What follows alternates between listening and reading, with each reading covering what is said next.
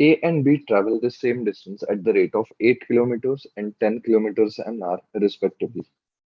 If A takes 30 minutes longer than B, the distance traveled by B is.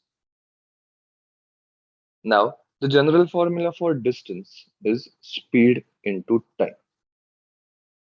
Now, we know that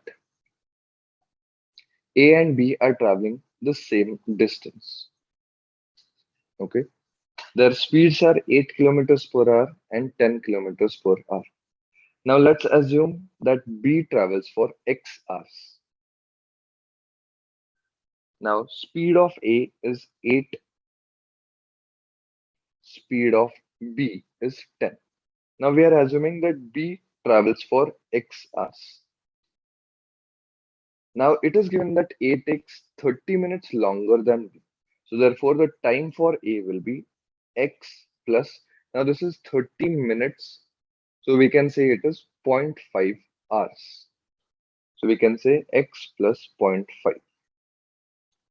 So now let's solve this. This becomes 2 4s are 8, 2 5s are 10. So we have here 4x plus 2 is equal to 5x. So therefore we get x is equal to 2. So that means B has traveled for 2 hours.